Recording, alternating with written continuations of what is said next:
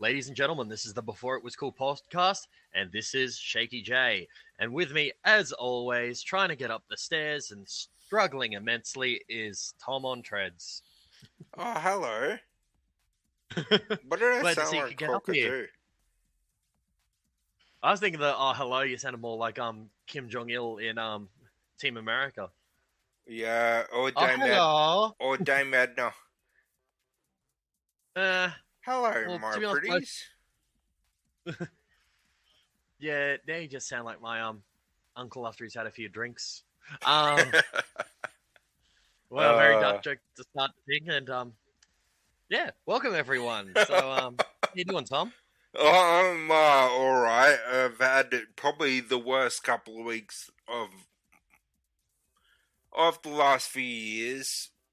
Pretty much. That's why the Tim Burton video hasn't been finished. I got evicted from my house. Yay! No fault eviction. I'm not a bad tenant. She's a bad owner. She She wouldn't accept any of his payments in meth. Yeah, exactly.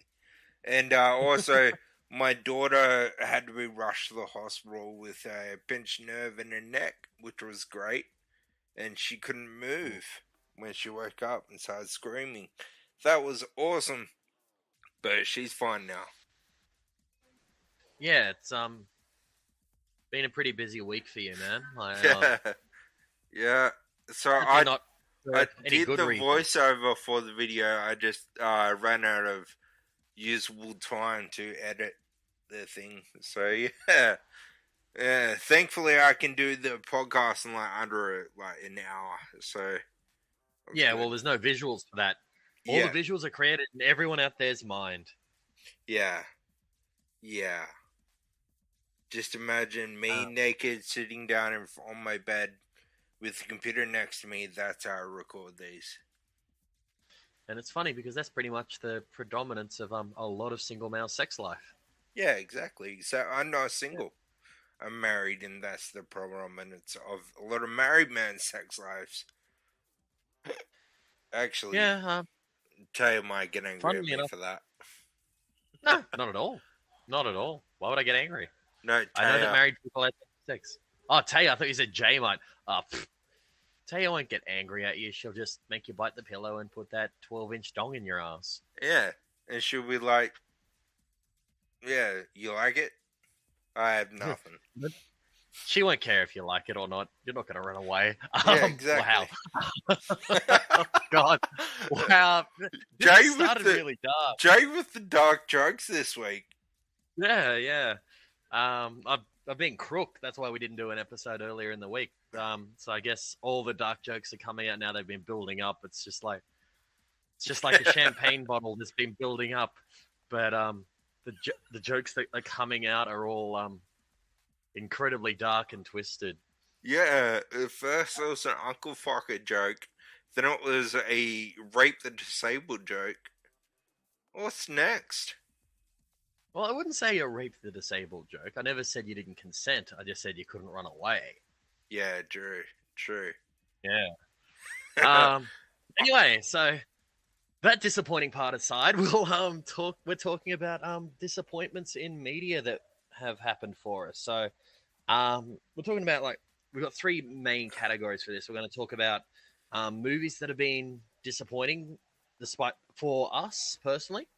TV series or TV series episodes that have been really disappointing for us. And then finally, we're going to talk music releases.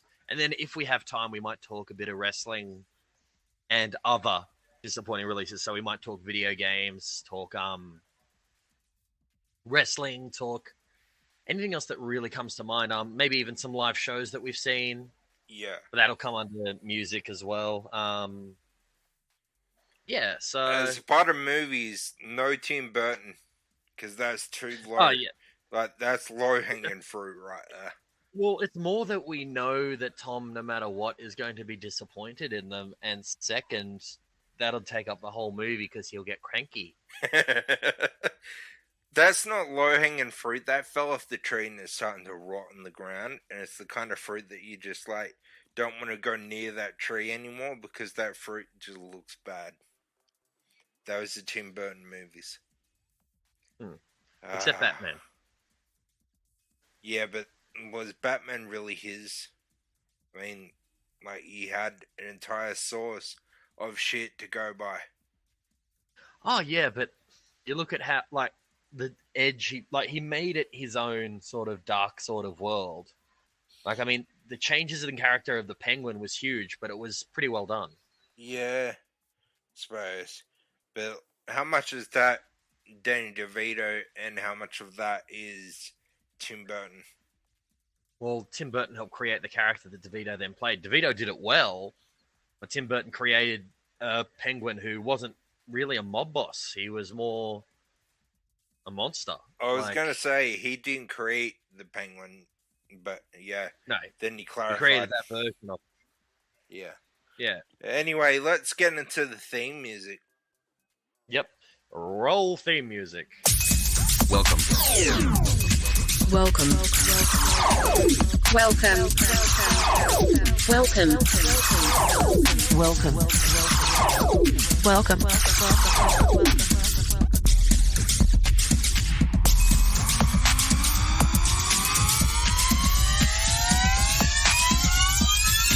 Welcome to the Before It Was Cool podcast.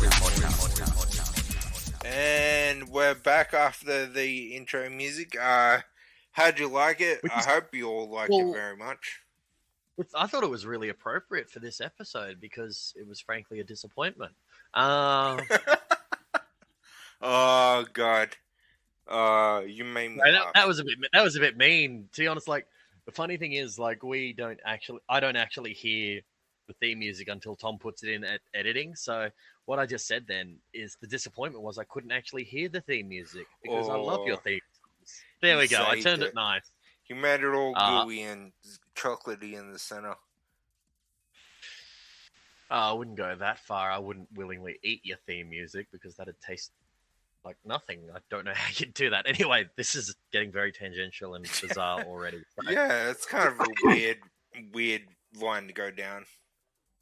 Yeah, I do that sometimes, a lot of the time. So yeah, we're talking movies. So movies that you saw that, like a lot of people, like they could be movies that people really loved and you didn't enjoy, or movies that were built up really big and then when you finally saw it, you were really disappointed.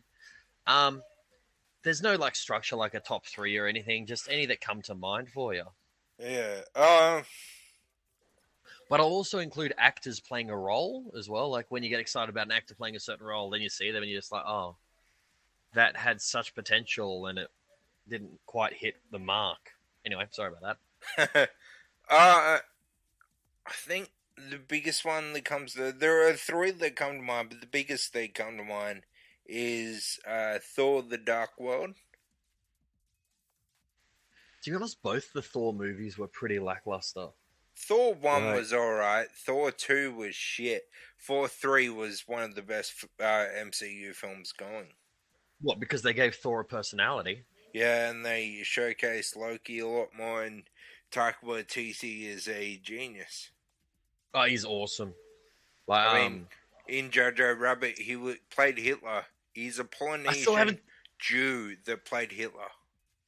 I still need to actually see Jojo Rabbit. It's very, very much a dark comedy, but it is... Yeah, it's a good movie. And he's a genius and cool guy. Great. Well, and he's also Korg. Yeah.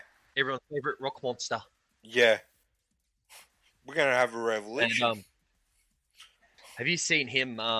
So it's Korg and Deadpool reviewing New Guy? Yeah. Yeah, I've seen that. It's so good. It's so good. And it was the very first crossover of the MCU and the X-Men. No, it wasn't. Wasn't it? First crossover was in WandaVision. In WandaVision, they had the X-Men version of Quicksilver make an appearance. No, they did not. They had the actor that played him, and it was, but it wasn't Quicksilver from the X-Men films. It was just the actor, and he was in a trance. Yeah, but I still think that's considered a crossover, considering they got the same actor to play the character with the same personality and everything, but then did the almost in-movie retcon. But why not just pick any other actor if they weren't trying to semi-include him?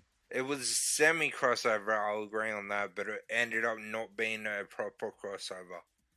The proper one is Korg and Deadpool. At least the better one was Korg and Deadpool. And I'm not saying that WandaVision wasn't good. It was very, very, very good. It just, that crossover was better. More amusing. It wasn't like the whole story behind Wanda is one of trauma and heartbreak and mental breakdown. So then doing that, like, it's more dramatic rather than comical, and comical will always stand out that bit more. Yeah, in my opinion. Yeah. But, so what would you say is your first? I'd say the Star Wars prequel trilogy. And in my opinion, like, that series of movies just got worse with every single one that got released. Like, I feel really bad saying that episode 1 was... Yeah, talking the prequels, like, this is just my opinion. So worse, because universally agreed is number 3 is the best. It's better than some of the sequel trilogies. Oh yeah, but the sequel trilogies too. But like, I really didn't like Attack of the Clones. Okay, there are a couple main reasons. One of them, Hayden Christensen as Anakin. Now, whether it was him just acting really woodly, or if it was the dialogue he was given, or both, I never liked him. Watching Anakin in the Clone Wars series, really cool character with depth. Watching him in that, he was just awkward. And then the other issue I have with Revenge of the Sith is the tone change. Like, beginning of the movie, look, R2's fighting some battle droids. Oh, they're slipping on oil. This will be fun. The kids can watch this. End of it. Oh, he's killing children. Like, that is a huge tone shift. Like, yes, Star Wars. Which movie? Are you talking the whole trilogy in a whole? Revenge of the Sith. No, Revenge of the Sith. Oh, yeah. Yeah. So, yeah, like... Well, they had to turn him into Darth Vader somehow. Oh, yeah, but killing children when and only that like battle between they've him got and Obi-Wan is great.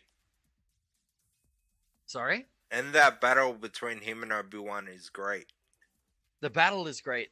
The communication and the dialogue from Anakin is terrible. No! I think the Jedi are evil. But like, don't get me wrong. Like, I watched that first series. Like, there's so many awesome standout parts. Ewan McGregor as Obi-Wan is just amazing. It's beautiful. He was a brilliant casting. And considering he based a lot of his... Sorry?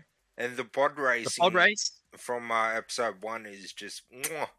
Oh, it's beautiful. And the villains. Yeah. The villains? Although Darth Maul didn't get enough screen time, goddammit, and Jar Jar Binks got too much. Yeah, well, he's technically not a villain unless you go with some of the internet theories of him being a Sith Lord. But like, the villains were all really solid. Like, both Maul and Grievous didn't get enough screen time. Yeah. But that also made them more interesting, that you wanted to see more. So you go into your extended sort of stuff like your Clone Wars, your Rebels and that, and you do get more of them, and they're just awesome. Plus, in them was our boy Christopher Lee. Yeah, and Christopher Lee's just god tier level villain in movies he plays. Yeah, he's just so good, and Dooku was no exception. Dooku was fantastic. He looks at a role and he makes it iconic. Yeah, you got more of like these are positives within it. You got more of like the Jedi Council, like Yoda and Mace Windu in particular are both really great characters. But I have a problem with Mace Windu throughout the whole trilogy. I didn't like his character at all because he did not once say motherfucker. Apparently that's actually written on his lightsaber. Oh, really? Oh, yeah. God. Apparently, like, this is if what I remember is correct. when he got, because he wanted his lightsaber so he'd stand out in a battle, so they made it purple because he also his lightsaber style Vapad is where he uses elements of the dark side when he fights. Yeah. And that's why it's purple, because the combination of red and blue. And he's able to channel it and just let it flow through him and turn the dark side against someone while they're fighting. Yeah. That's why he almost beat Grievous, and probably would have. If it wasn't for Anakin. Yeah. But I need him. Fucking Anakin. Like, sorry. But yeah. And yeah, so he wanted it purple, so he stood out. So they created this whole extra backstory to him. But apparently, when he got his lightsaber, it said "one badass motherfucker" on it. Oh, nice. Then I Yeah, can think which of is, it. I'm only joking, by the way. I think Winder is one of my favorite characters from the prequel trilogy. I got into this conversation with a guest in the early days of the podcast before you were a permanent host, when I had rotating co-host. Who was it? Tim Price from Collision Course Media was the co-host for the episode, and we're talking about the prequel trilogy, and we got into like collectibles and stuff. And I said to him, the Hasbro expandable purple lightsaber toy, I know it exists, I've seen it, I touched it, I cannot find it anywhere. I found it at a online store that was selling their surplus from Comic-Con, selling it for $5,000. Oh yeah, absolutely. Mint in box, because it was so hard to find. There was only like 1,000 produced in the world. And 1,000 sounds like a lot. When it comes to Star Wars merchandise, it's fucking nothing. 1,000 of anything in the world isn't much. Like the Boba Fett toy, the Boba Fett prototype. Like, it admittedly didn't get produced in 1,000. Yeah, it was pulled last time, the one that shoots. But yeah, there are 4 types of that one. There's a painted one, an unpainted one, a carded one that is in its package, and a fully made one that is in its package with the front and back of the card printed, and that's in the CEO of Hasbro's office, and the others are in private collections. The unpainted one that is loose in a plastic bag sold for $17,000 at Comic-Con. Yeah. It's fucking Star Wars insane. nerds are Star Wars nerds are nuts. Like, by the way, do you know who has the biggest Star Wars memorabilia and like toy collection in the Southern Hemisphere? Rupert Murdoch. No, he's not in the Southern Hemisphere. What is this? Tim Friedman from the Doug Anthony All Stars. Oh, really? Yeah. Let's rob him. He's old. We can take him. He's also in a wheelchair. He's got motor neuron, I think. It's an even fight. Yeah. Well, cribble fight. Oh, Tim God. Friedman, if you hear this, we know you've got a good sense of humor, so you'll probably enjoy it. Yeah. We love you. We're only joking. Yeah. Brilliant man in Australian comedy, and yeah, if you want to come on the show, let us know. We'll happily talk about your Star Wars collection, and whenever you ask our opinion on something, we'll be like, "Oh, we've got a real celebrity on the show," and we'll just be gushing the entire time. Pretty much. Although I've got a little bit of experience interviewing celebrities. To me, anyway. Oh yeah, absolutely. You got more experience than I've had so far. Like, I've not interviewed any. I've met a couple, but that's about it. Anyway, we're still talking disappointments. And this show wouldn't be this show, so no, if it wasn't for a tangent. So I'm hoping our audience isn't getting disappointed. Although it's only a little bit of a one. The rest of it was Star Wars based. My number 2 would have to be film from 97, I think it was. See, when we do this most of the time, Jay will be the one that looks it up on Wikipedia, and I run off the top of my head and try and rely on my memory. It's not a good idea. Jodie Foster, Matthew McConaughey, Robert Zemeckis was the director. What the fuck was his name? Contact. I remember my sister in her Infinite Wisdom, in 97 I was 8.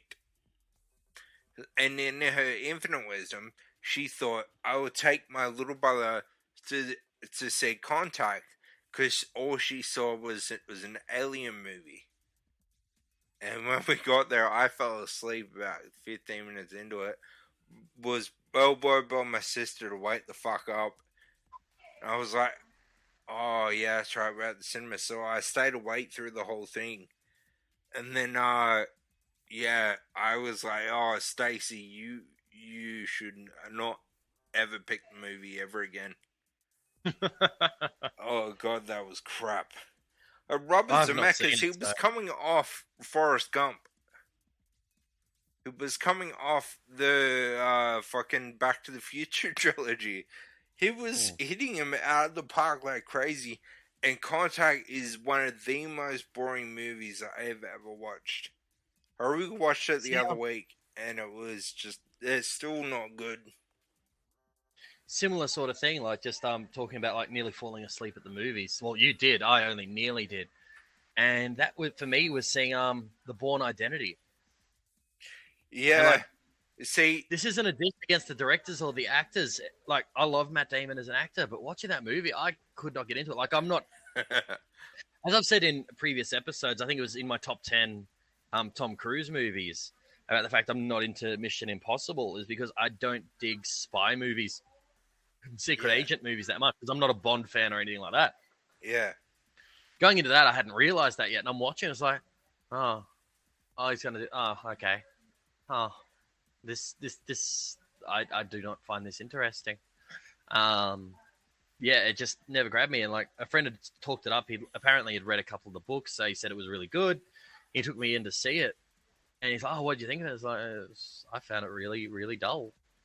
Not as an insult to the movie, just it wasn't my thing. So that was another one I found really quite disappointing.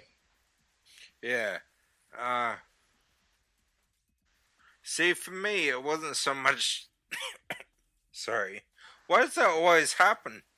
Sorry. On the podcast, it never happens in my normal conversations. But anyway, Maybe you've got an anaphylactic reaction to me, and it's your throat closing over. yeah, it could be just all muscle memory. Just don't ask Taya to jab you with a needle, because that ends up being something much different. Yeah. Although she's a nurse now, she can't harm me willingly. Well, she can. She just breaks an oath. I mean, people break oaths all the time. Yeah, Have you ever heard of a politician on the stand?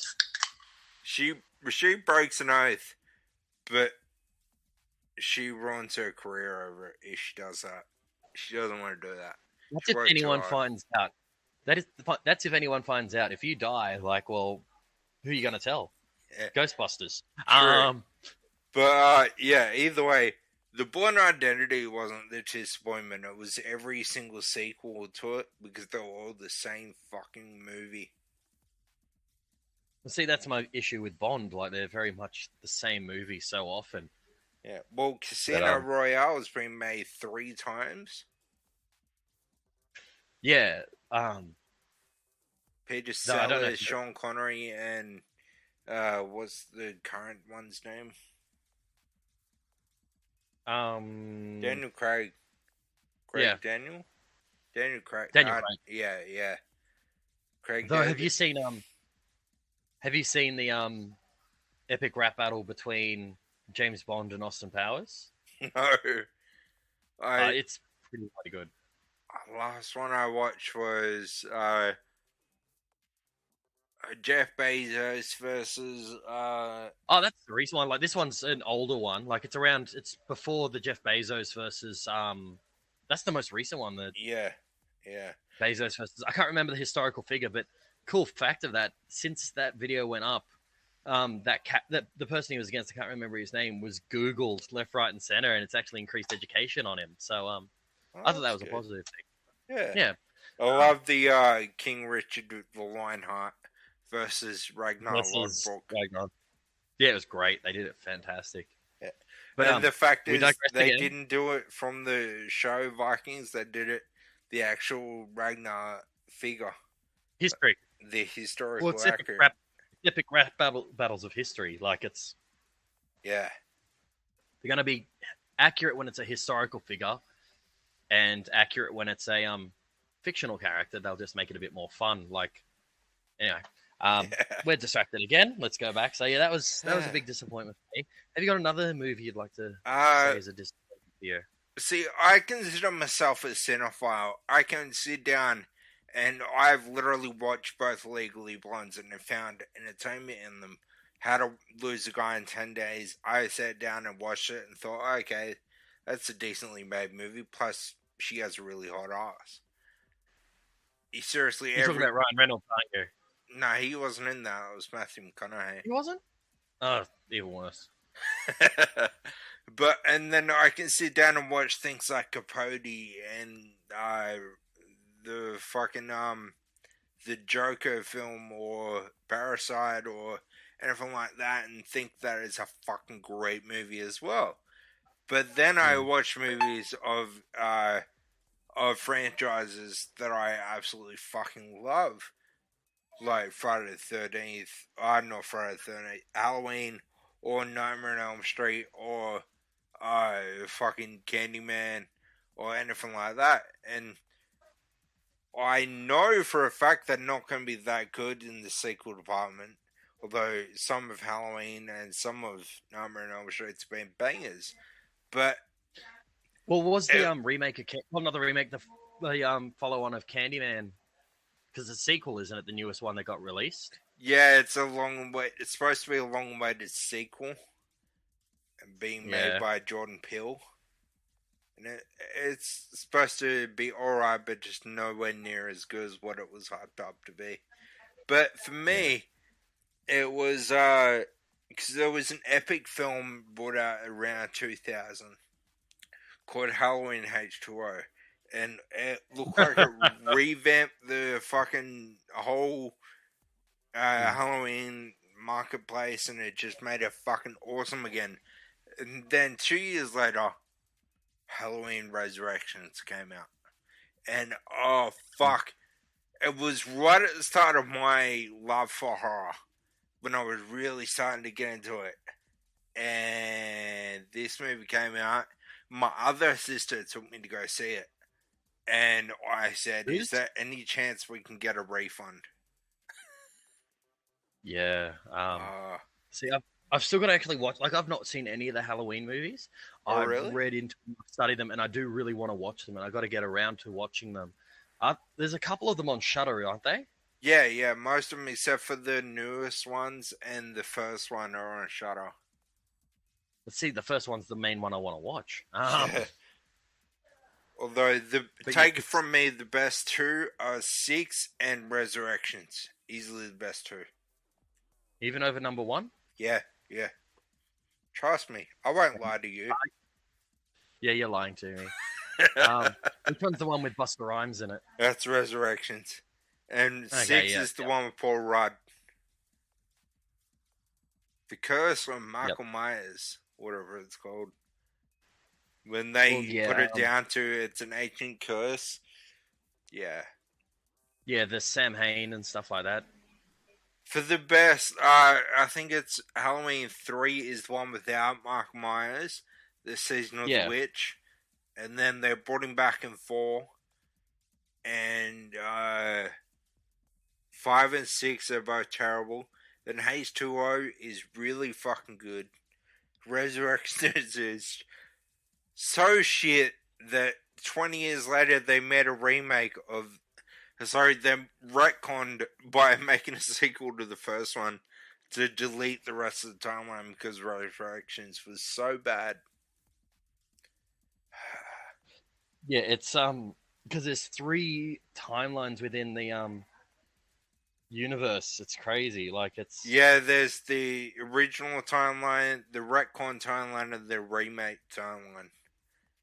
The Rob Zombie timeline. His first one wasn't that bad. It was okay. He gets shat on quite a bit. The second one was absolute crap. And even he'll admit it, that it was crap, because he didn't want to do it. But yeah, I am meaning to watch that series because I really I want to, just for greater horror knowledge. Yeah. Like, I want to watch the Friday the 13th, even though they're a pretty blatant rip off. I still need to see a lot of the Nightmare on Elm Street series. Like, I've seen number 1 and I've seen the remake. Number 2 is pretty shit. 3 is Number really 3's good. though. 4 is okay. 5 is shit. 6 is Well, that's where they started funny. going a bit more campy with Freddy. Yeah. 4 is when they start going campy with him. And then 6 is supposed to be Freddy's dead. So it's supposed to be his last ever film. But it's not. And then 7, which is the new Nightmare, is so fucking good.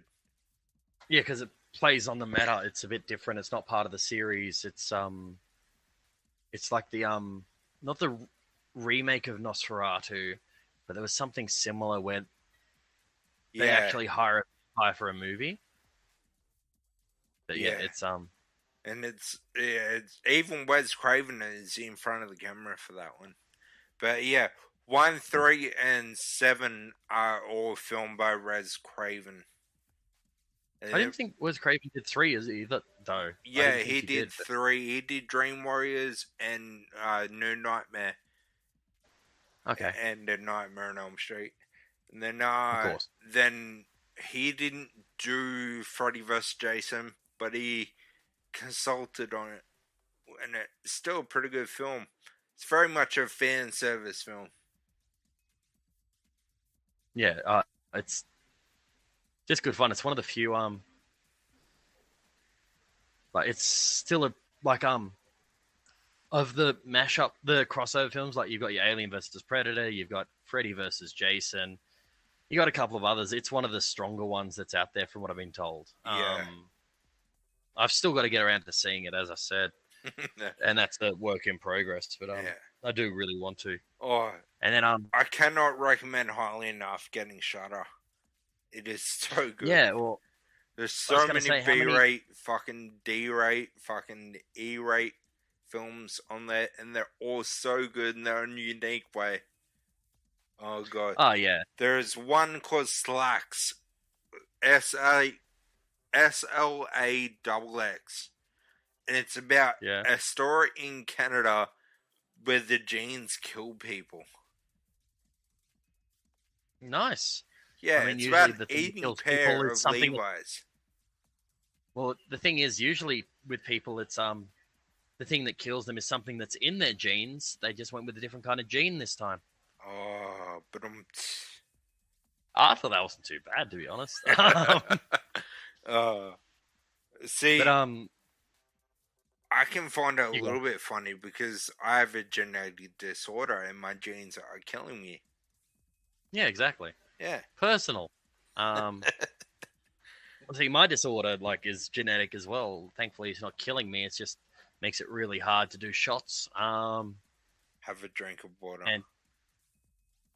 That's fine because it's usually in a bottle. It's like carrying a very full shot glass to my mouth. That's the issue. Yeah, I can't do that anymore. People are like, why do you drink spirits from a bottle? When I did drink, why do you drink spirits from a bottle? And because I can't hold a fucking shot glass. Tell you what, though, it was great for us. We'd be at the pub or whatever, you and I, and because both of us shook, we had this little trick where we'd go to the bar. If it was our round, we'd get half the drinks and a couple of empty glasses, pour half the beers into the empty glasses, spill a bit on whatever. As we're carrying it back, it's like, oh, sorry, guys, we shook a lot of it out. So we did rounds for half cost. Yeah, exactly. Or people just stopped asking me to do rounds. They just started paying for my drinks. Because they were like, seriously, it's not worth it by the time you get back. Yeah, exactly. They've gotten sober because it's taken so long for both of us. Exactly. Being crippled has its advantages. It's not just the parking. Anyway, what would be your third film?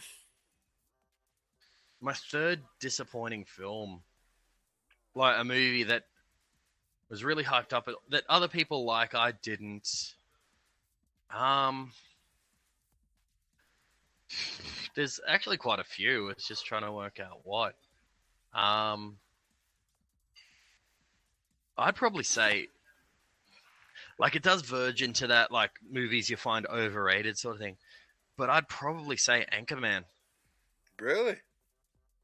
But then again, I you're hadn't not seen a big Will Ferrell Will Ferrell fan.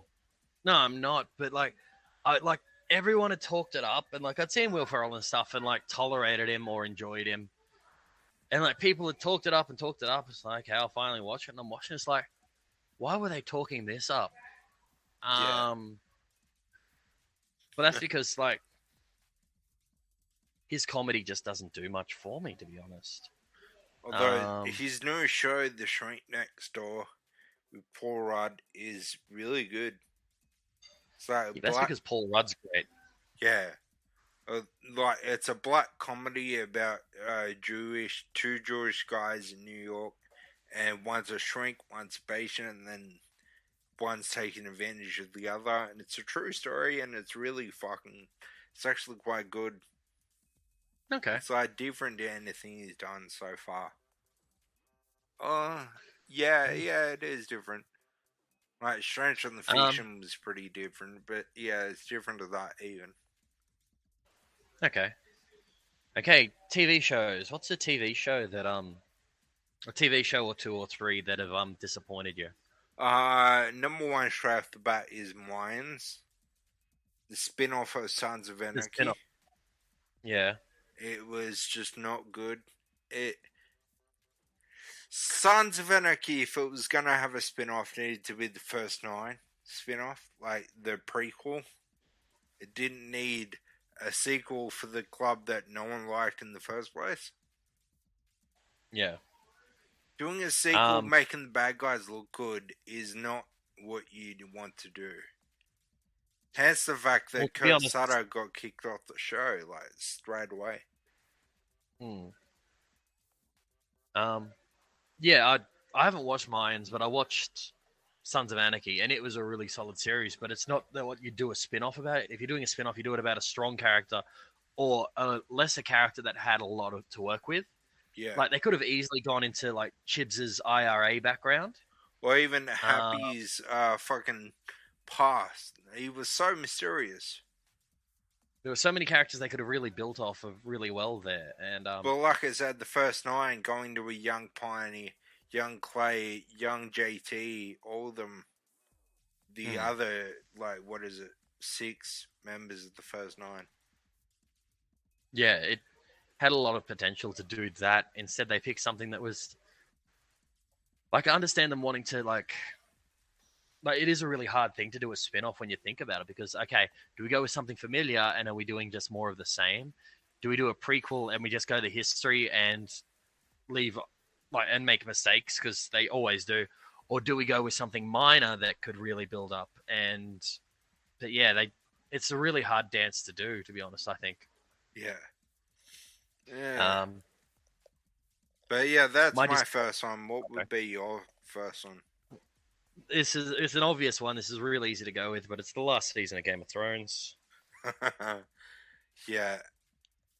There was such potential there, and just you kind of stole my second. It was a fetus with a it was a fetus with a coat hanger jabbed in its head. It was that. Yeah. It was It's just. Oh god, you're going really dark with the jokes tonight, aren't you? Oh, absolutely. If anyone gets upset, they are jokes. It's not something I do, but it's just that's how disappointed I was with that episode, that season. Like, don't get me wrong, there were some highlights. We had Clegane Bowl, like Clegane versus Clegane, which was awesome. You had Tormund Giantsbane, who's just great no matter what. He was a redeeming factor in all that entire series, but yeah, just that season, sorry. And but what is it? What's her name? Shit. Brienne? No, the chick with the white Arya? hair. With white hair. Cersei? Yeah. Targaryen? Oh, no, Daenerys. Yeah. The way she died right at the end was just so disappointing. Just the entire, like, her entire character arc at the end was really disappointing. Like, and loved characters. Like, don't get me wrong, there were some really good characters and their development. And Battle of the Bastards was in the final season, wasn't it? Or was that the season before? I wasn't in the final season. I was in like season 6. No, Because yeah. season 7 and 8 were originally supposed to be one season, and then they were split into 2. Was it season 8 was split into 2? I can't remember. Either way, yeah. But I wasn't in the final season. So that was, for me, that was the last good episode of Game of Thrones. I know when spoilers, when Littlefinger got killed, that was fucking awesome. Yeah. By that episode, that was so well done. But anyway, more of that moment was epic, but I wouldn't say that episode was great. But that's just me. I'm a jaded fan. But that would have been my number 2 as well. My number 3 is number 3 with a bullet though. Is the very last episode of Dexter. Actually, no, the entire final season. Same as Game of Thrones. It just was not good. To the point where it was so bad that, 10 years later, they're redoing it. Right now on Paramount Plus, it's coming out because they had to redo the entire final season. So disappointing. I was a huge Dexter fan back in the day. I had all of them in cardboard box set, DVD box sets. But yeah, the final season was so terrible. So terrible. Yeah, I 100% get where you're coming from with that. Like, they were like, I watched the first couple of seasons of Dexter. I wasn't as into it as a lot of others did. Yeah. Mainly because I found it a bit predictable. Like, I was able to predict a lot of the stuff that would happen. My issue, and from what I've been told by so many people, is that the final season was just like, oh, I'm a monster. Oh, I'm a monster. I'm going to stop being a monster. And, he realized it. So he kind of went against everything he was building up for the entire thing. Yeah, and that's the thing, if you're going to create a compelling character, you have to keep the character consistent. I don't mind a good twist, but it has to make sense for the character to do. And that was a big weakness of it. And the worst part is, throughout the first 7 seasons, Dexter himself, in the present and the flashbacks, was telling the audience that he was a monster and he fucking knew it. In season 8, it was like it was a revelation to him. He just all of a sudden realized he was a monster, even though he had been telling you for 7 fucking years that he was a monster. And then they killed off one of the best characters for no fucking reason at all. There was no... Which one was that? Deb, his sister. There was no storyline to it. There was no momentum for it, or there was no reason for it, even. But, yeah, they did that, and then there was no repercussions for it either. It was just, she's dead. I best move on then.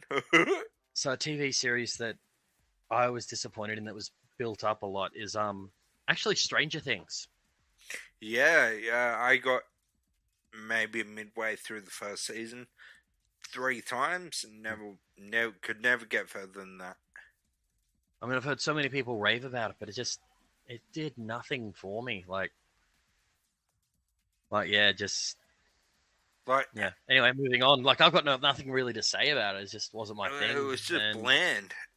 It wasn't that good. And considering it was coming out against things like Orange is the New Black, Game of Thrones, The Walking Dead when it was still good. I don't think Walking Dead was ever that good anyway because I'm not into zombies. So yeah, true. The Before It Was Cool podcast is now on Patreon. There are 6 tiers to choose from, ranging from $1 to $100. $1 gets you just to help. $3 gets you a shout out in every episode, except for the episodes in the next tier. $10 gets you your choice. You choose the topic and I record a solo episode dedicated to you with no ads or other Patreon shout outs. $15 is Produce It Up. You get the opportunity to choose introduce the week's topic and the co-host. The co-host should be attainable and knowledgeable on the subjects. 26 spots available. $50 gets you the VIP co-host position. 3 spots available. $100 is make the Before It Was Cool podcast your own. You and a person of your choosing make an episode. You can even change the intro music and artwork, and you can edit or ask Tom to edit to your specifications. Go to patreon.com before IWC and you will get to our landing page. That's patreon.com before IWC. Please support us so that we can continue to provide you with quality content each and every week. Although it had its moments, it was more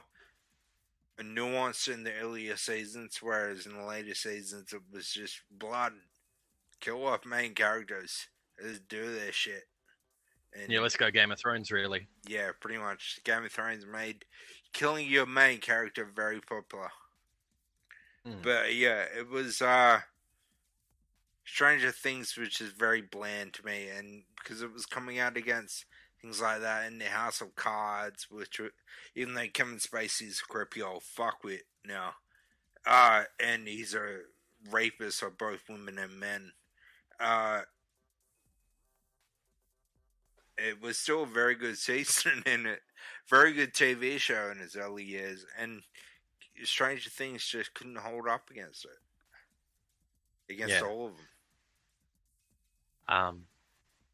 Absolutely. It just didn't have the same oomph that the others did. Yeah. Like, maybe I have to watch a bit more of it. That's definitely a possibility, but it's just like, yeah. And then my view is you shouldn't have to slog through a show to get to the good. It should just be good. yeah. And then my number 3, because I took your number 2, was Iron Fist. Yeah, yeah. Pretty much the Iron Fist and the Defenders. See, I didn't mind Defenders, but yeah, Iron Fist was just very lackluster. Like, as a character, like, the others all had a lot more depth, and then Iron Fist was just so ugh. Especially I'd happily because watch. he was supposed to be the most important character. The what are they? I was gonna say the Foot, but that's Teenage Mutant Ninja Turtles. Yeah, it's the hand. The hand. No, it's funny because it's funny you bring up the Ninja Turtles, like the whole thing of the foot and the hand, because the foot was created as a parody of the hand. Yeah. Because they were called, obviously, the Foot Clan versus the Hand. The person who was training the people to fight against them. So training Daredevil was Stick. Training the Ninja Turtles was Splinter. Yeah. Like, there's actually quite a few little things there, which are really quite amusing. But yeah, because so the whole like the Defenders universe, and I don't know if that's officially part of the MCU or not. And no, it's not. It was because they going to reference be, it a lot. They reference it, Yeah. and the guy who played Daredevil and the guy who played Punisher could be entering the MCU in the new TV series coming up. Yeah, I know. I'm really One of hoping them. for that because I like both those characters. Yeah. But yeah, like Daredevil was good. Jessica Jones was really, really good. Yeah. What's his name? Luke Cage was good. Yeah. Then they did Iron Fist, and it was just so lackluster. In my books, it would be Iron Fist at the bottom, and above that, Luke Cage. Then above that, probably. Oh fuck! Then it gets really fucking hard. Daredevil. I'm not including Punisher in that because he is not a. He's a side character. Then had a spin-off because I liked his series as well. I was gonna say his series would be my number 1. Yeah, I'm not including it like because he's more a spin-off, if in my opinion. Not Yeah, but he's still got his own show. yeah, and that was his spin-off. Yeah, but he's still a part. He's still a major still a part of it, character but in the MCU and in Marvel lore. Oh, absolutely. Punisher's great. I would say more so than Jessica Jones. Maybe not more so than Daredevil, but yeah, more so than Jessica. But see, Jessica Jones for me, like if you actually go into the comics, like they never really went deep into it, mainly because women weren't represented as well in comics, and she was street level, she wasn't anywhere near as big, but she's been a pretty big character. Like, because her and Luke Cage end up getting together, and guess who their nanny is? Who? Squirrel Girl. Oh god, you want to see Squirrel Girl so bad. I've said it before, like heroes that should be added to the MCU. It's one of my top 10s. It's the first top 10 I did, I think. And if you haven't seen that video, go see it. I'm really quite proud of it for our first effort. It's a lot of fun, and my views on what they could do with Squirrel Girl, I would love to see it happen. One of the people in your top 10 list could be making his MCU debut. What's his name? The detective. What? Dr. Nemesis? Yeah. And do you know who's rumored to be playing him? No, I'd not even heard that he was coming. Keanu Reeves. Yeah, I could see that. I was going to say, you don't know how to feel about that one, do you? I'm not sure, because, like, I like Keanu, but he's not quite the actor a lot of people make him out to be. No, he's a terrible actor, but he's so good at everything he does, though. I wouldn't say he's terrible. He's good at a very specific role, other than Goofy. When he's not doing Goofy, when he's doing Goofy, he's great. Like, he's solid. The Bill when and he's Ted films are great. Character. But then you see him as when he's trying to do serious, it is very 50-50. And even then in the comics, I wouldn't even say that. When he's trying to do serious, like in Bram Stoker's Dracula, he's absolute shit. But when he's trying to do serious action, like in Speed, like in Matrix, like in John Wick, he's fucking phenomenal. But even then, like, one movie I really love that he's in, but his acting actually kind of hurts it a little bit, in my opinion. His acting is 50-50 in it, is The Replacements. Yeah, but, like, he was acting opposite Gene Hackman, so, like, anything against that dude is going to be great. Yeah, like, Gene Hackman was amazing in that, but yeah, it's just, but yeah, his acting's a bit 50-50 in it, but still great movie. I love it. Yeah. We'll have to look into it a bit more, but I am intrigued by it. I'll say that much. Yeah. It's only rumors at the moment. There's no, like, set script or set release or anything like that, but there are rumors that, because in No Way Home, which, by the way, just a little tangent, do you think No Way Home is going to beat Endgame in the box office? It doesn't come out until the 17th, and it has already made $250 million at the box office. I honestly think it will. I think Marvel, it's going to Spider-Man squish it. I think the only thing that'll ever potentially beat... Like, Spider-Man is one of the... There's two franchises within Marvel that I wouldn't say could guarantee beat Endgame, but could get very, very close. And they are Spider-Man and the X-Men. Those are the two franchises that can get MCU there. X-Men. When they're finally introduced, they could do it. I think also a dark horse, no comparison intended, because I mean Marvel, not the dark horse universe. But the dark horse in that one is a well-made, well-casted MCU version of the Fantastic Four, first family of Marvel. See, in my opinion, as much as I'd love to see that work, I don't think it'll ever get the same sort of size as the other two I've said, mainly because of the history. Like, you look at the two times they've tried to do Fantastic Four, both have been bad. The very first Fantastic Four with not the very first, but the first one with Jessica Alba and Chris Evans, that wasn't that bad. Like, it wasn't good in any stretch of means, but it wasn't that bad. Silver Surfer was fucking terrible, and then the less said about whatever the fuck they did a couple of years ago, the better. But that's the thing, like, I think people, like, fans of Fantastic Four are kind of in the once bitten, twice shy element. Yeah.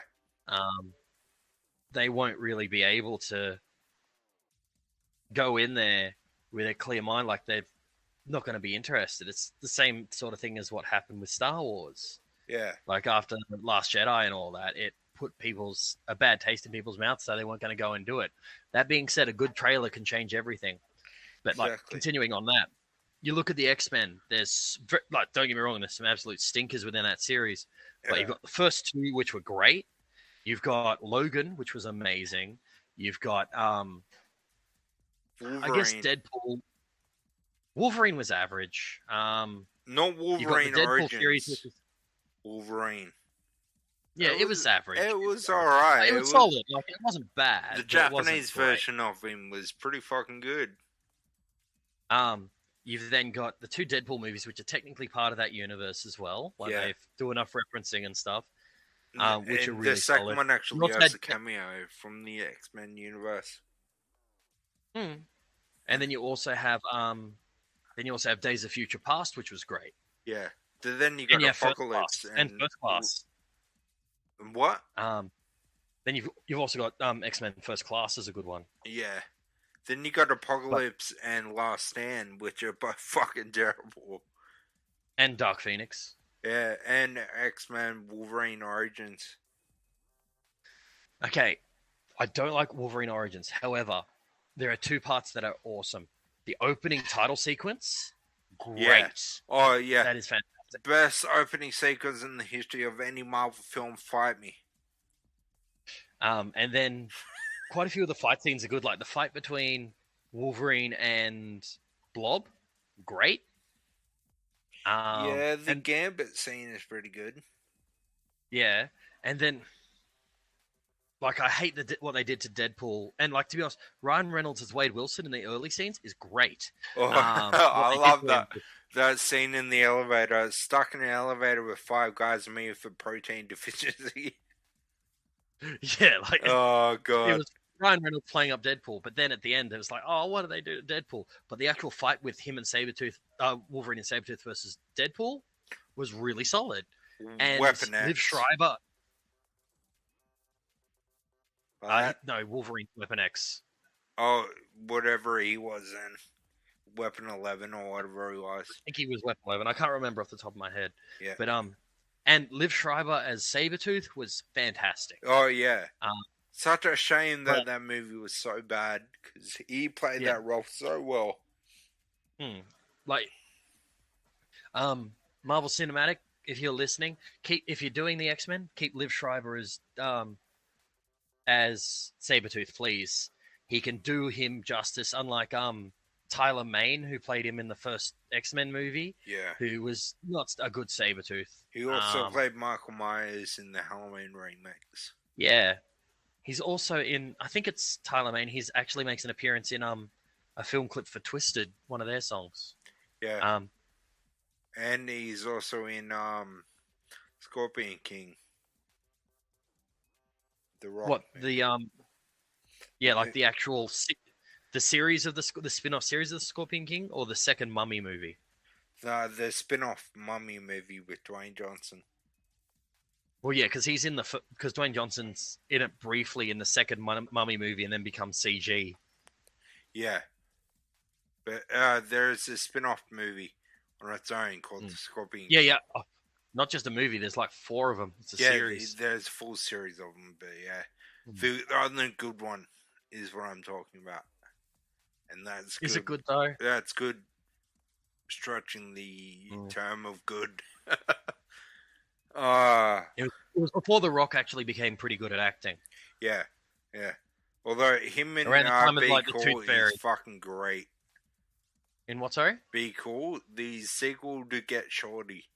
It's not a good movie by any stretch of the imagination, but The Rock in it is great.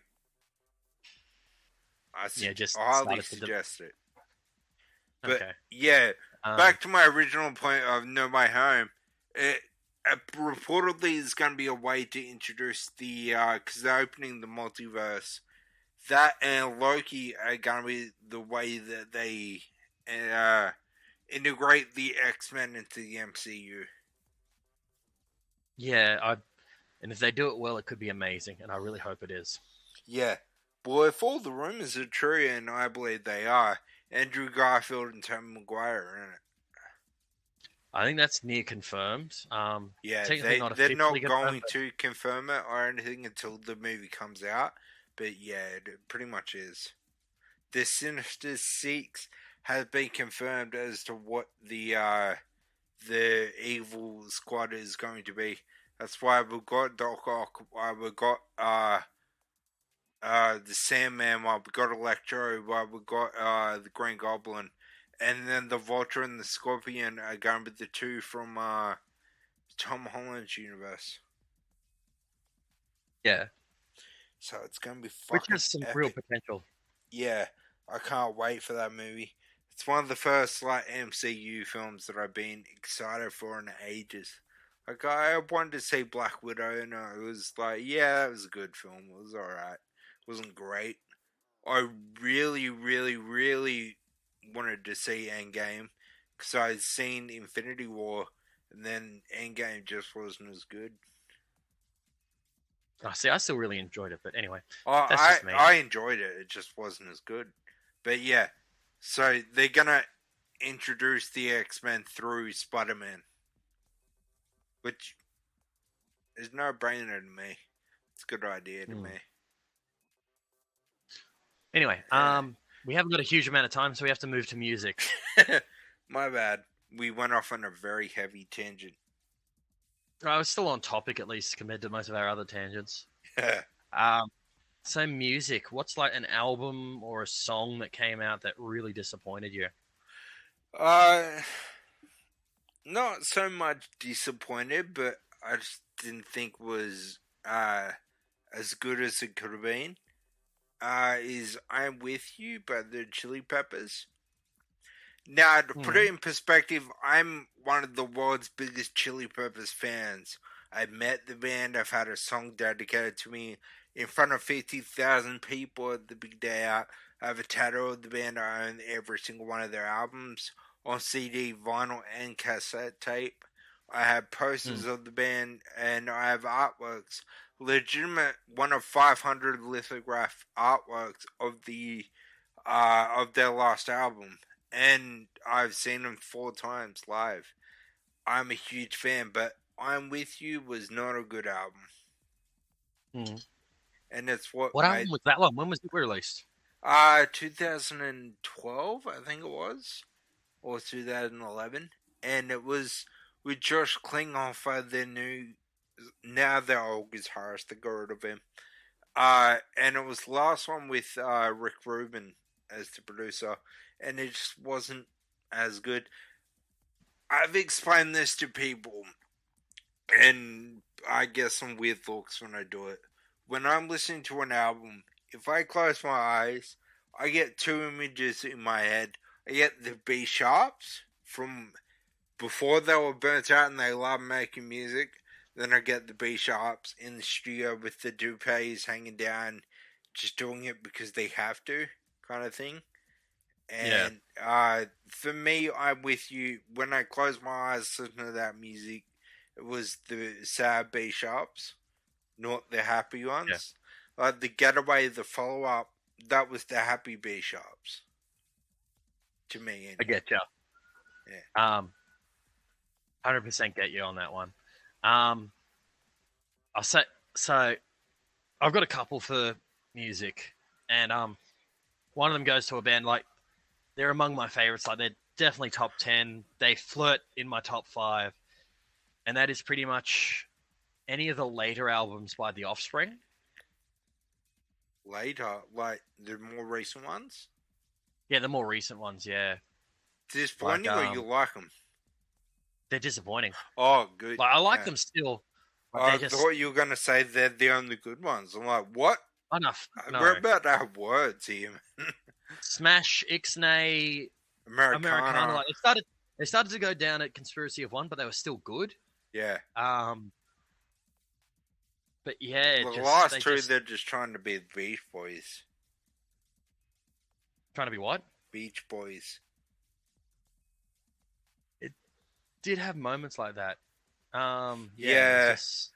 Not the latest one. The album before that, they had this single that just sounded like a beach song, like a surfer's anthem Yeah, it was. from the 50s. Not even a current one. It was. They weren't good. But yeah, I get where you're coming from there. Yeah. And these both our picks so far have been bands that are just these iconic albums that are great and released great albums one after the other, then just came out with shit and just haven't recovered. Yeah. Because although I think The Getaway is their best album since probably Californication, I don't lie, by the way, Stadium Arcadium was okay, but it was too full of crap. I'm With You was not good. Californication was a great album. One Hot Minute was terrible. And then Blood Sugar Sex Magic, Mother's Milk, The Uplift Mofo Body Plan, Freaky Styley, and Self-Titled were all great. And I didn't catch you properly. You said you liked The Getaway? Yeah, it's a good album. It's the best one since Cali. Yeah. I do fucking love rocking Dark Necessities. Such a good song. When that first came out, I posted that's not what I expected from the Chili Peppers. And everybody's like, oh, it's exactly what I expected. It's poppy shit. I'm like, no, it's the only one of their songs. You can listen to their entire discography. It's the only one where a piano starts the song and accompanies the band all the way through. It's the only one. It's not what I expected because it had stuff that I did not expect Chili Peppers to do. And it was also produced by Danger Mouse. It was not Rick Rubin, who had been with them since 1990. It was a different producer this time. Yeah. Okay, what's another music one that's been a disappointment for you? And these are coming from places of love. Like, I think we're both picking artists that we are quite big fans of. Yeah. But we're just like, you know what? This is because from a place of love, we've watched it and then just like, yeah, this just doesn't do it for us. We love these bands, and then there's just the one sore thumb that sticks out. Like, number 2 would have to be Metallica and Sannenga. I was waiting for Sannenga to come up. Like, I wasn't outraged by it. I just didn't think it was a good album. Yeah. Yeah, and I was like, it's not what they could have done. Yeah. At least they followed it up with a decent album, like Death Magnetic. A lot of people don't like it, and I think it was a very good album. Yeah. And yeah, I absolutely agree with you 100% there. Just the less we talk about Sannenga and Death Magnetic as well, Yeah. I think it's better. Although there are a couple of songs on Death Magnetic that I like. One in particular, it's actually in my top 10 Metallica songs video. You can go check that out on the YouTube channel. Yeah, we've been doing a lot of plugs, haven't we? Yeah, we have. Accidental. Yeah. Okay, so for me, my next one, and this is some AC/DC albums, so this says a lot, doesn't it? For me, it's 3 AC/DC albums in particular. Flick of the Switch, Fly on the Wall, and Power Up, which is the newest one. They're all the same album, aren't they? They're actually not, thank you. Okay, so for those who don't know, Tom's saying, well, first of all, AC/DC stuff generally all sounds alike in the 2 eras, Bon Scott or Brian Johnson. But then... well, you can tell the Bon Scott era, the Brian Johnson all sounds the same. But even greater than that is the fact that in an interview, Malcolm Young's being asked by the interviewer, how does it feel when people say that you've released 8 albums that sound exactly the same? And he just says, oh, fuck off. We've released 9 albums that sound exactly the same. And that's the thing. That's what they're like. But the thing is, they still always had stuff that stood out in each one. Flick of the Switch and Fly on the Wall were just very generic and quite dull. And then Power Up was pretty much Rock or Bust redone, and the same style. Like, even the lead single from it had the same like vocal breakdown and everything. So it's just like, just no. Like, yes, it's good to do something different, but yeah. It's good to be consistent, but that was just, there was nothing special about it. It didn't jump out. And for those who don't believe me, you listen to Rock and Roll Train from Rock or Bust, and then you listen to the main track from Power Up, which is let me find it, which is Shot in the Dark, and tell me they are not just ridiculously similar. Yeah. And they really are. I think it's the same 3 chords in both songs. Like, Angus to be honest, plays the exact same chords. Well, even more than that, it's also that's Stevie Young's first one. So the nephew of Malcolm and Angus playing to a cover for Malcolm, who'd passed away at that point. Yeah. Or he hadn't passed away. He had passed away at that point. Sorry, yeah. What year was it? 2020. Oh, yeah. He passed away in 2016, it was? Or 2017? One of the two. But yeah, and he had dementia for a couple of years before that as well. Well, yeah, he'd left the band before that, yeah. Yeah. Either way. Yeah. Rest in peace. Absolutely. Malcolm was a big loss, but for me as an AC/DC fan, that was huge. Yeah. Yeah. Have you got another album you want to add? Because I've got another one that I want to add, but I'll let you go first. I was thinking I've got 2 from 2 separate bands, but one is more I never liked their music, and that's Chinese Democracy by the Guns N' Roses. But like, well, that's not a disappointment for you. It was a disappointment for music fans. But in general, it was just a shit album. But I think I'm gonna have to go because I am still a huge fan of the band called Carnival from Perth, or they're now from Melbourne. But in fact, I'm going to the Monolith Festival where they're the headliners, and I'm lucky enough to be able to call that band my friends, and they've done things for me for charity in the past, and they are notorious for never doing anything like that. I've asked them to come on this show. They're notorious for never doing interviews either. They said we'll think about it, and that's as far as it got. But even though it is still a great album in consideration with prog albums, but I did not like Ascendancy, their latest album, because Persona EP was one of the best EPs ever released. It was one of the best first releases of the band ever.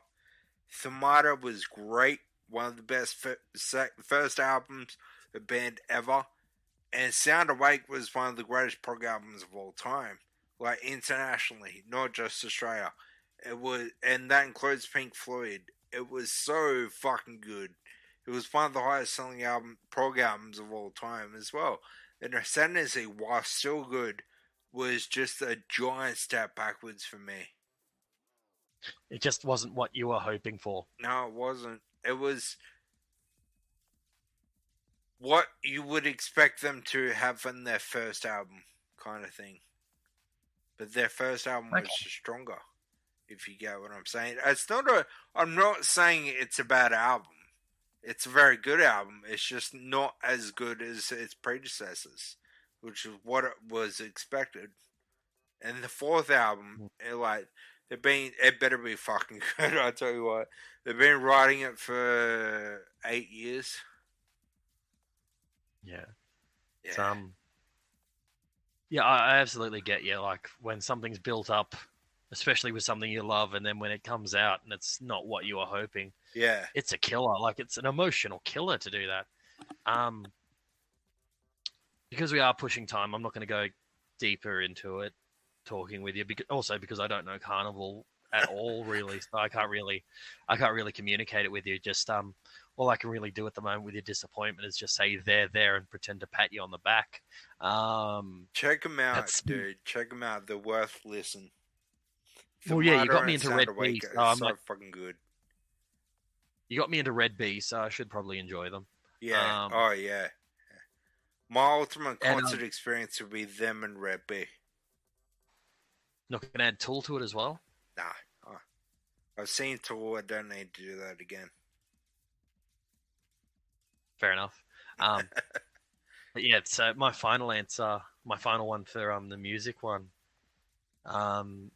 You'll be hanging by a moment, and in your case, you'll be rolling in a straight line.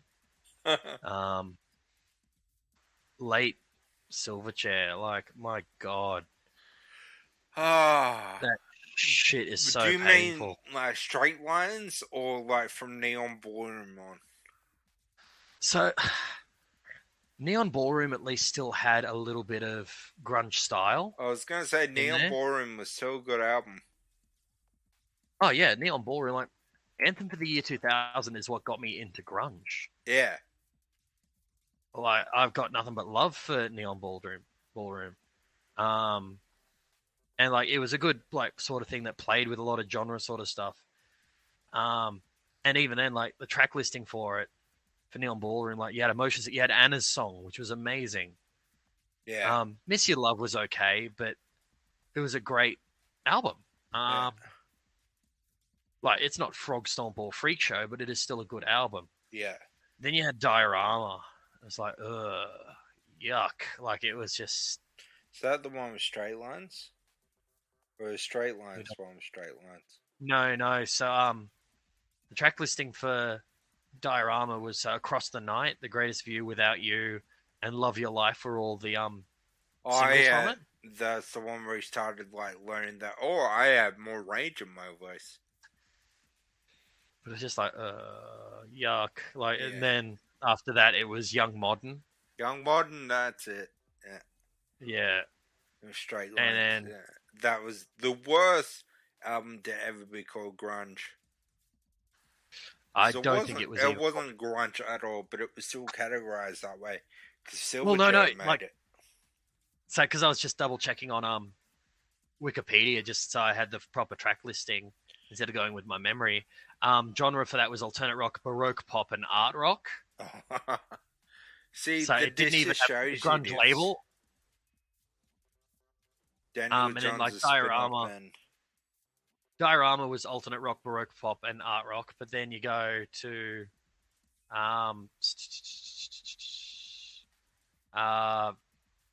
they had the Best of Volume 1, which doesn't really count. Then Neon Ballroom. Neon Ballroom was alternative rock and art rock, but it definitely had a grunge feel. Yeah. Then you go back to Freak Show, and it was just pure grunge, like. Yeah. And then Frog Stomp, of course, was still grunge and alternative metal, actually. Yeah. Yeah, like they were so good, but admittedly, like I do understand them needing to branch out because you can only do teenage angst for so long. Yeah, but they could have branched out better. Like kept it in the hard rock sort of genre. Yeah, like Foo Fighters branched out, and they're one of the best bands to ever exist. That's because they've got what's his name? Like, what's his name's the lead singer? Pat Schmidt. What, Dave Grohl? No, Dave Grohl. Dave Grohl. Hawkins. Shut up. Hey, like Dave those Grohl. guys are all fucking great. Like Pat Schmidt was part of Nirvana, and before that, the Germs. He was the fourth member of Nirvana. People don't realize that there were actually 4 members of Nirvana, not 3. Well, Dave Grohl only came in halfway through. He was the 5th drummer. From Nevermind onwards. There were only 3 on Nevermind, but In Utero had 4. And Pat Schmidt was the 4th person in that band. And also MTV Unplugged had the 4 of them as well.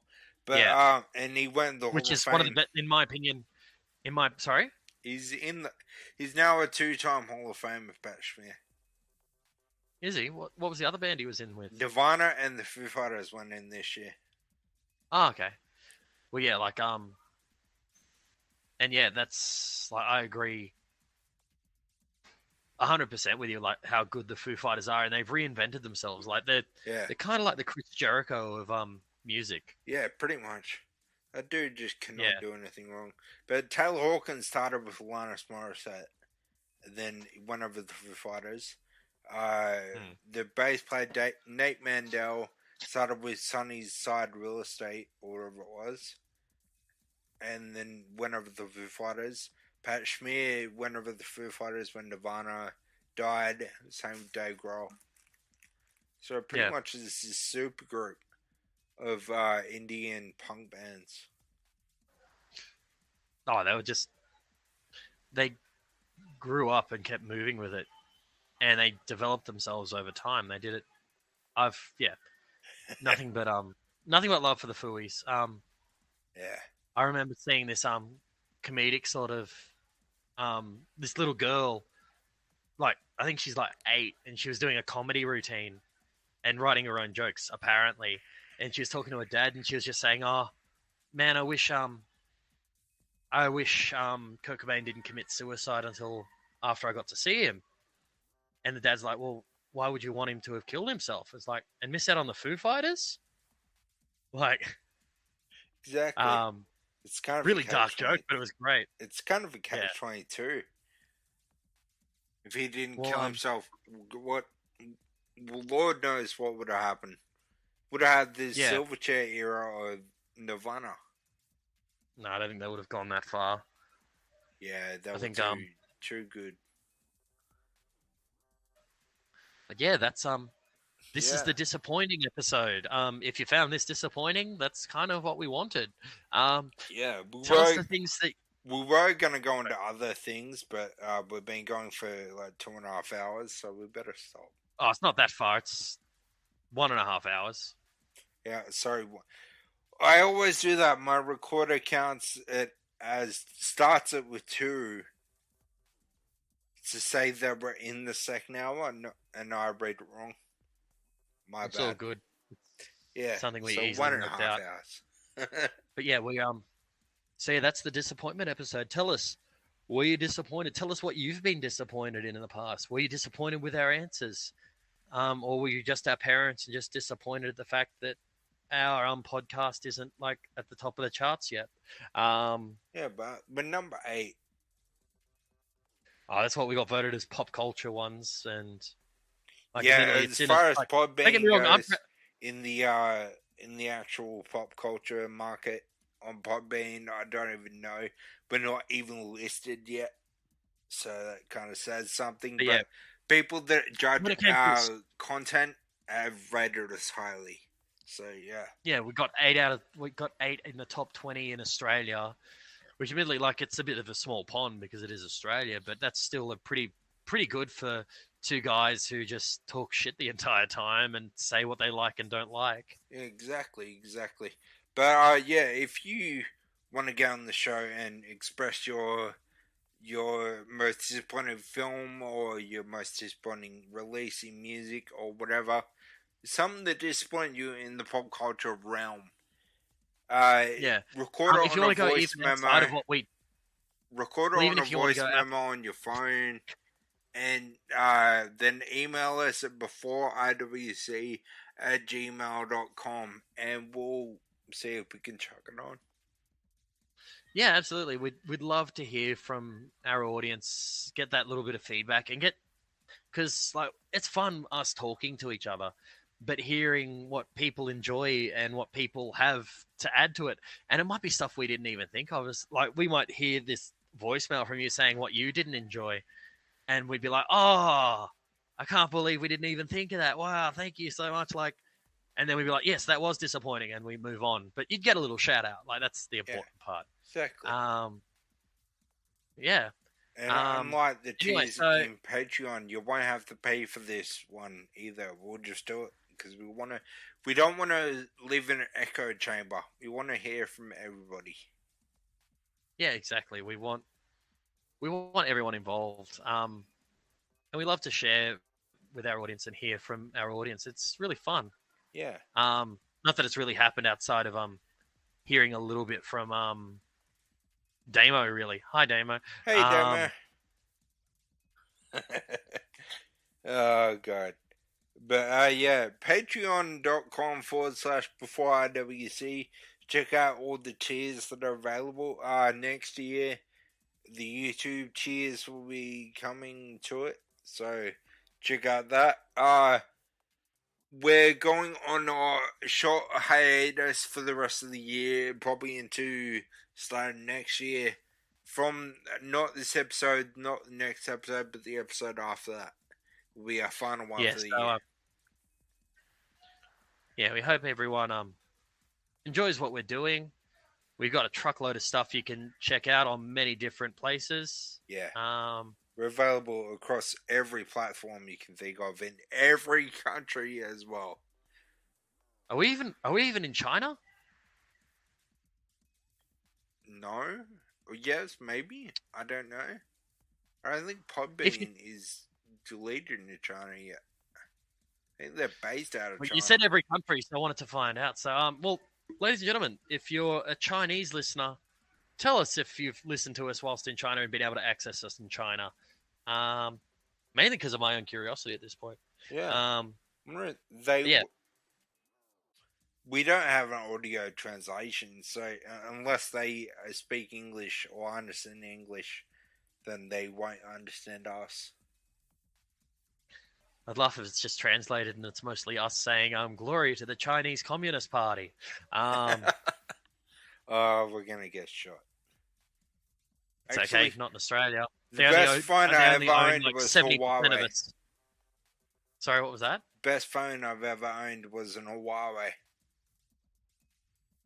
The Huawei Mate 20 Pro. Best phone I've ever owned. Anyway, well, that's us. Yeah, check us out on YouTube. Like we said earlier, email us. Go to the Patreon, like I said earlier. The Twitter is before IWC. At before IWC. There's nothing else I can think of. The Facebook. Facebook.com / I just said that, yeah. Before IWC. Yeah, that's us. Yeah, that's it. Bye, everyone. That's all I can if we don't do another episode before the end of the year, happy holidays, Merry Christmas, Hanukkah, Kwanzaa, whatever you celebrate out there. Hope it's great, and be safe and stay safe from Omicron. Yeah. Be safe, everyone. See you later. See you next time. Hopefully, see you in a few weeks. Where we'll be doing the Before It Was Cool end of year awards. Yeah, we are looking forward to that. Who's going to get our inevitable cunt of the year? We'll see, won't we? There's been a lot of them. There has been. I've got my vote. Fuck with. But anyway, I'm not even thought about it until that moment. I've got two that can take it. But anyway, so yeah, that's us. Bye. Bye, everyone.